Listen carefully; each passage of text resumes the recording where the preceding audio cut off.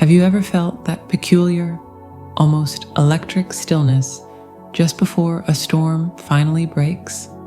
The air doesn't just go quiet, it becomes charged, thick with the promise of a deluge that will reshape the landscape. Now, what if I told you that the profound silence you've been sitting in, the one that has you questioning every intuition, every memory, every heartbeat of your connection, is not an ending, but that exact charged stillness? What if the divine masculine's sudden, seemingly random shift from distant runner to ardent chaser isn't a change of heart at all, but the first deafening crack of thunder in his inner sky? We spend so much time analyzing the run, the silence, the pull, that we often miss the breathtaking truth. The chase does not begin when he moves towards you. It begins in the moment he can no longer outrun the echo of his own soul, an echo that happens to sound exactly like your name. Let's pull back the curtain on this sacred drama. You see, we've been sold a simplified story of fear and desire, as if he just woke up one day, less scared and more lonely. But the real story is so much more fascinating, so much more humbling in its complexity. It's a story of internal architecture, collapsing under the weight of a truth it was never designed to hold. Imagine a man who spent a lifetime building a dam against a river of feeling, brick by logical brick. You came along and without doing a thing, you simply became the living embodiment of the water on the other side. The silence was the sound of his dam holding. The chase? That's the sound of it developing a single, irreversible crack. The water isn't threatening him, it's reminding him of its existence, and in doing so, reminding him of his own. His pursuit then, in all its clumsy, urgent glory, is not a journey to capture you. It is the frantic, beautiful, and inevitable search for the toolbox to dismantle his own dam, because the roar of what wants to flow has become louder than the fear of the flood. And the punchline, the beautiful cosmic joke, is that the only tools that work are forged in the heart he sealed away. So, if you're ready to understand the storm instead of just waiting for the rain, to see the crack in the dam instead of just hearing the distant roar, then let's begin. What unfolds is not a strategy, but an alchemy of absence that transforms a runner into a seeker, and a seeker into something whole.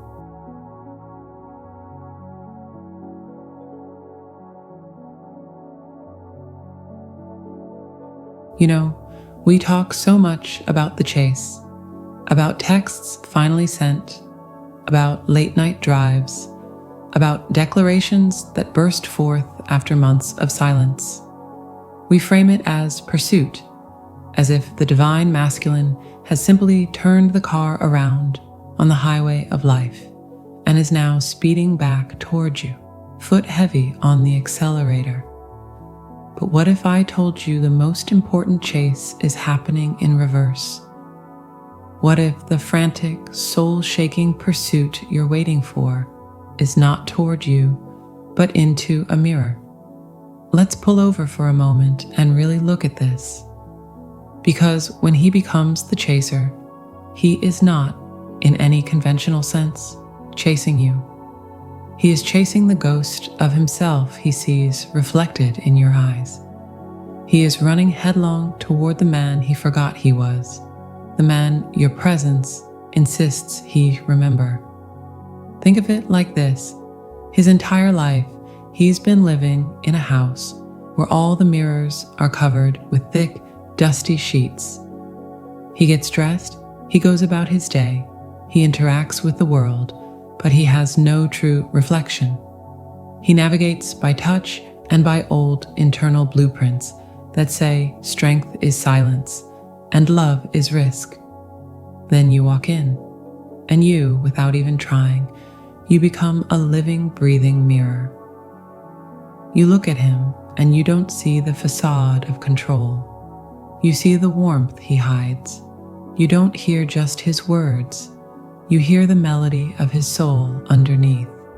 And for a while, it's terrifying. It's like someone ripped the sheet off the mirror in a sunlit room. He sees everything, the light and the dust, the strength and the cracks, the potential and the years of neglect. So what does he do? He runs. He throws the sheet back over the mirror and pretends the sun isn't shining. He runs not from you, beautiful soul, but from the startling, undeniable clarity of his own reflection. He runs from the truth that your presence makes inescapable, that he is more, so much more than the curated identity he presents to the world. The silence, then, that heavy, echoing silence you've been sitting in, that's not the sound of his absence. It's the sound of the sheet being torn down for good. It's the internal roar of 1,000 veils collapsing at once. The ego, that careful curator of the covered mirrors, has a heart attack. It shatters, and in the sudden, shocking quiet after the crash, all he can hear is the echo of his own heartbeat, and it sounds like your name. It sounds like home. But here's the mystery, the beautiful, painful twist. He still thinks the sound is coming from you. He feels this magnetic, visceral pull, a physical ache in the chest, dreams that feel more real than his waking life, memories that flood him in the checkout line at the grocery store, and his logical mind, what's left of it, maps the coordinates outward. It points to you, so he sets off. He becomes the chaser. But the destination is a mirage. The compass is broken. Because the source of the pull, the epicenter of this entire earthquake, is not outside of him. It's within. You are the mirror that showed him the locked door inside his own house. The chase is him fumbling for the key. He's not driving toward your city. He's wandering the halls of his own spirit, looking for the room where he stored his own capacity for vulnerability, for sacred awe, for unprotected love. He misses you desperately, yes, but what he truly longs for is the version of himself that was alive and unafraid in your presence. He chases the ghost of his own authenticity, which to his soul smells like your perfume, sounds like your laugh, feels like the peace he knew only when he was with you. So every synchronicity, every song on the radio, every fleeting thought of you, it's not the universe taunting him with your loss. It's the universe, with a sense of humor, posting signs on his internal path saying, "Warmer, you're getting warmer. This way to the heart you buried." The chase is the most profound journey of self-reclamation he will ever undertake. And the hilarious, heartbreaking irony is that he believes the treasure at the end of the map is your reunion, when all along the treasure is the wholeness he stumbles upon within himself during the search. This is why it's so chaotic, so messy, so fraught with false starts and awkwardness if he does reach out. He's learning a new language, the language of his own soul, and he's trying to translate it for you. But the grammar is all wrong. He's trying to hand you the flowers he found growing in the rubble of his ego, but he's still covered in dust from the collapse. He's chasing, but he's running in circles inside his own being. And your role, as the divine feminine who held the mirror, your role is not to stand still and wait to be caught. That was the old paradigm. your role is to continue being the clearest, brightest, most unshakably authentic mirror you can be for yourself. Because when he finally stops running in those internal circles, when he finally finds that center place and stands still, breathless, and whole, he will look for the mirror again to see the reflection. And if you are there, grounded in your own light, he will see for the first time not a ghost of what he lost, but a reflection of what he has found. A man capable of meeting a goddess, not because he chased her, but because he finally arrived at himself. And you know what the funniest part of all this is? The moment he truly finds that inner wholeness, the moment the inward chase concludes at the center of his own soul, the external chase just stops. It becomes irrelevant. There is no more chase. There is only alignment. And from that place, a choice made in absolute freedom. But that's a story for another time. A story about what happens when the running ends, not with a collapse into someone's arms, but with a standstill in one's own power. Curious about what that looks like? Well, that's where the real magic begins.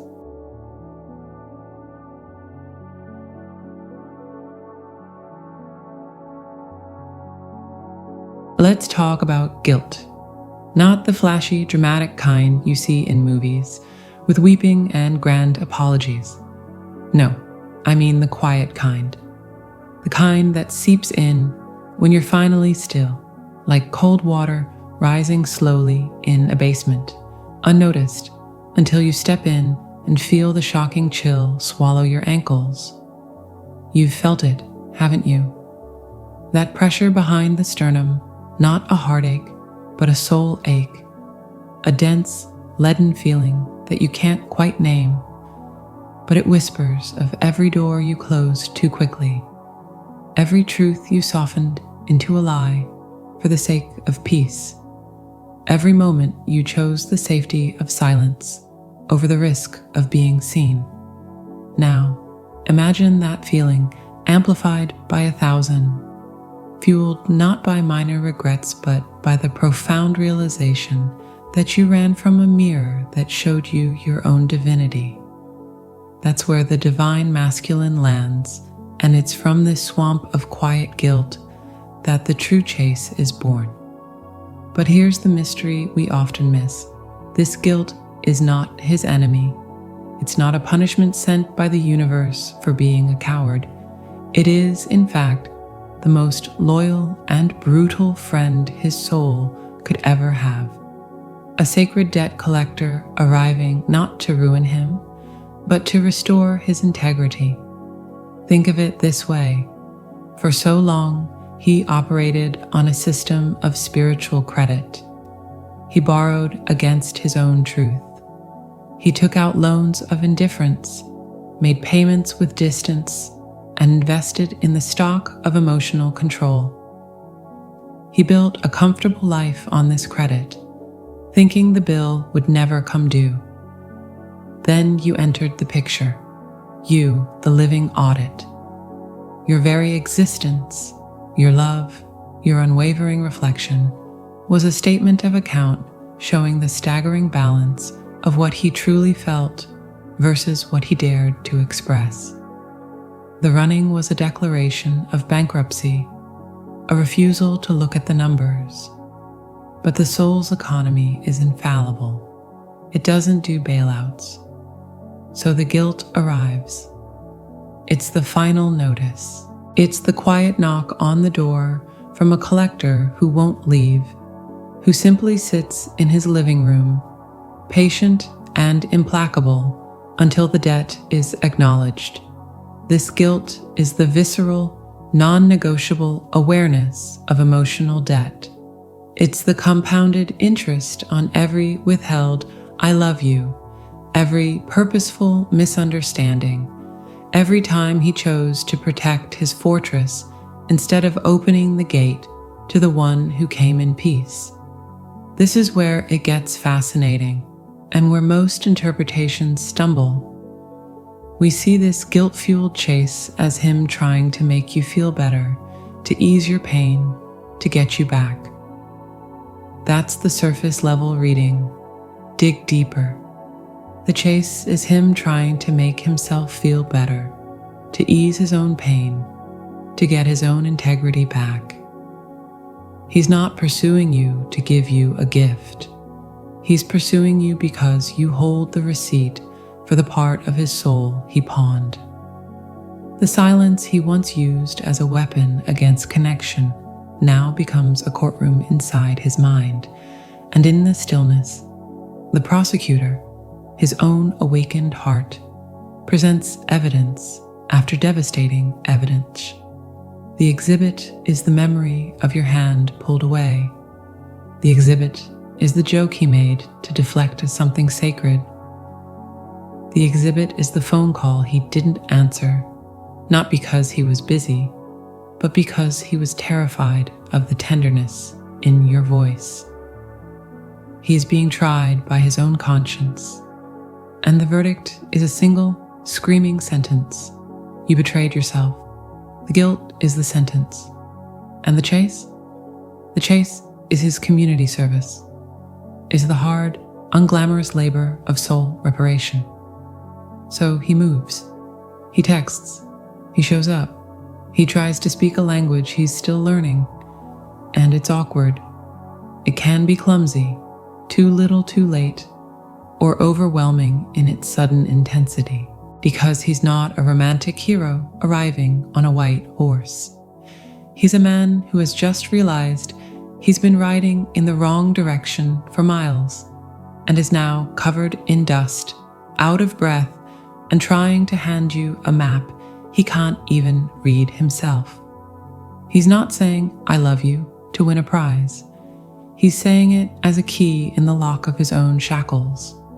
Every honest word is a blow against the prison of his own making. This chase, therefore, is the ultimate act of self-respect, disguised as an act of pursuit. He is for the first time choosing to align his external actions with his internal truth, not because it's easy or guaranteed to work, but because the dissonance of not doing so has become more painful than any potential rejection. He is choosing the clean pain of honesty over the festering wound of self-betrayal. And you, beautiful soul, you are the innocent bystander to this profound internal revolt. Your power here lies not in accepting or rejecting his efforts, but in recognizing them for what they are, the birth pangs of his accountability, his guilt transformed from a passive weight into an active force. It's no longer, "I feel bad for what I did." It's, "I am responsible for what I did, and I am responsible for what I do now." That shift is everything. It turns a boy running from ghosts into a man building a foundation. It's messy construction work, all noise and dust and misplaced lumber, but it's real. So when you witness this chase, see beyond the gesture, see the debt being paid brick by brick, see the integrity returning not to you, but to him. And in that seeing, you'll find your own freedom, because you'll know that whatever happens next, it's emerging from truth, not fear. And truth, no matter how difficult, is the only ground on which anything real can ever be built. But what happens when this construction is complete? When the debt is cleared and the work is done, that's when the chase ends, and something infinitely more interesting begins.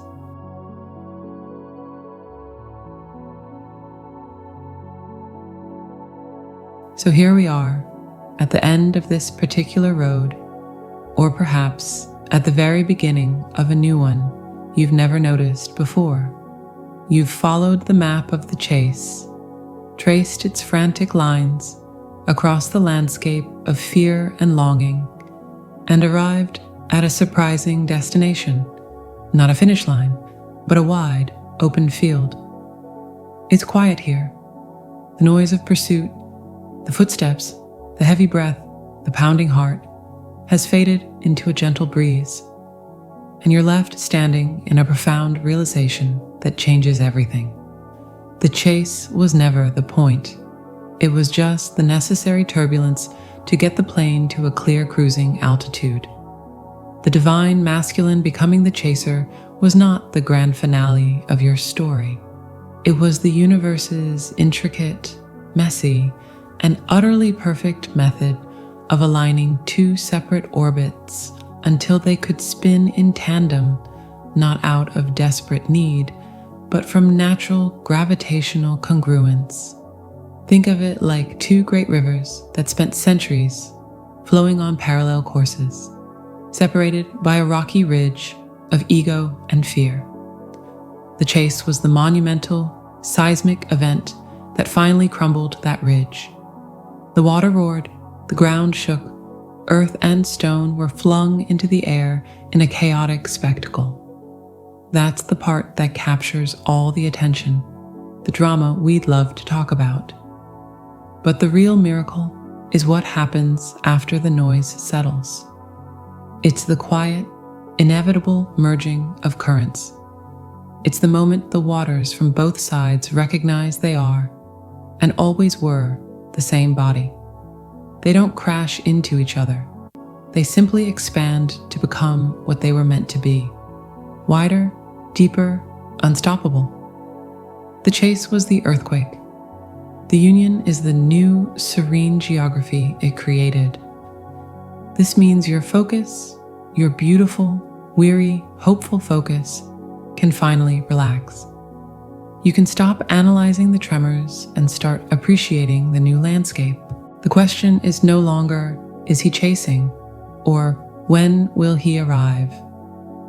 The only question that matters now, the one that places all the power back into your steady hands, is, am I standing in my own truth, in my own fertile field, regardless of who walks into it? Because the most stunning secret of all this is that union was never a collision. It's a resonance. It's not two broken pieces snapping together with a loud click. It's two whole, complex, humming instruments finally tuning to the same sacred frequency. The chasing was just the tuning process. The painful, precise tightening and loosening of strings until the discordant note resolved into harmony. Your journey, with all its silent nights and aching questions, was the meticulous work of becoming your own complete symphony. His chase was the same work, in a different key. And when both symphonies are independently whole, when they can stand alone as beautiful, coherent works of art, that's when they can be played together to create something transcendent. Not because one needs the other to sound good, but because together they discover a new dimension of music that neither could conceive of alone. So you see, you were never waiting for a missing piece. You were composing a masterpiece, and his sudden, urgent movement towards you is simply the sound of his own composition finally reaching a movement that harmonizes with yours. Let's be honest, the spiritual path has a wicked sense of humor. Makes you think you're on a desperate quest for an external other, only to reveal with a gentle but firm twist that the entire pilgrimage was an elaborate, loving trick to introduce you to yourself. The divine masculine's turn toward you is the universe's way of showing you your own reflection in a moving, living form. It confirms the light you've been holding. It does not validate it, it recognizes it. There's a world of difference. Validation asks, am I real? Recognition says, oh, there you are. I know you, so take a deep, long breath of this clear air. The chase has served its purpose. It has burned away the fog of uncertainty. What remains is visibility, and in this new clarity, you get to choose, from a place of wholeness rather than lack, what you do next. You get to decide from your wide, open field if you like the music he's now playing, and if you want to blend your song with his. That choice, made from stillness and not from hunger, is the truest magic of all. And the best part? The story after that choice. The story of what two whole people build in the quiet after the storm. That's the story that's never told in the fairy tales, because it's uniquely, wonderfully, and imperfectly yours to write. Ready to pick up the pen? Pick.